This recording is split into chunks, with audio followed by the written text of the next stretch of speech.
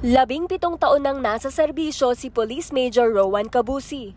Para sa kanya, puno ng hamon ang pagiging isang babae sa propesyong dinodomina ng lalaki. Napaka-challenging po ng position ko ngayon. Actually, ang pagiging police, lalo babae po, ay mahirap po na tungkulin. Pero kaya po natin yan na gampanan. Kaya po natin makipagsabayan sa mga kalalakihan. Isa rin si Police Captain Resel Guevara sa 10 babaeng binigyang parangal ng PNP kaninang umaga. Bilang babaeng tumulong at sumuporta sa mga batang nasa laylayan sa pamamagitan ng mga programa kagaya ng Adopt a Child with Dreams. Siguro ang pinaghuhugutan ko ng lakas ay ang mga kapwa ko kababaihan din.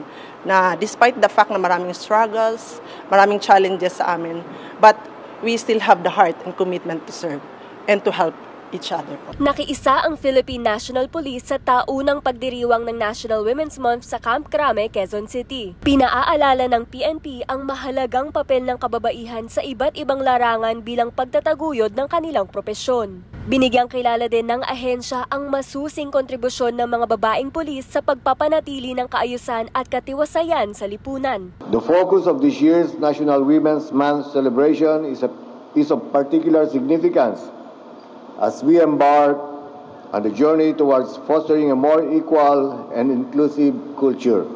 Naghanda ang PNP ng iba't ibang aktibidad para mabigyang pansin ang kahalagahan ng pagtataguyod ng karapatan at kaligtasan ng lahat ng kababaihan, lalo na sa paglaban sa anumang uri ng pang-aabuso o violence against women. Ang tema para sa taong ito ay Lipunang Patas sa Bagong Pilipinas, kakayahan ng kababaihan patunayan. Kung kaya't lalong binigyang halaga ng PNP ang pantay-pantay na oportunidad. Kabilang na dito ang pagbibigay ng patas na pagkilala sa karapatan at karangalan ng bawat tao. Pinaaalala din ng mga aling pulis o WANA na hindi magiging hadlang ang kasarian para sa mga babaeng nagnanais maging pulis.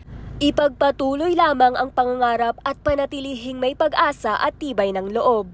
Sa aming mga kapwa WANA, sa loob ng PNP at maging sa labas ng aming organization, wag po tayong mawawalan ng pag-asa. Tulong-tulong po tayo. Andito lang po ang inyong kapwa WANA, handang gumabay at handang tumulong po para sa inyo.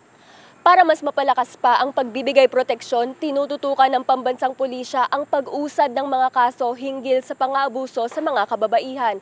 Kabilang na rito ang pagpapalabas ng mga arrest warrant laban sa mga sangkot dito. Sujin Kim para sa Pambansang TV sa Bagong Pilipinas.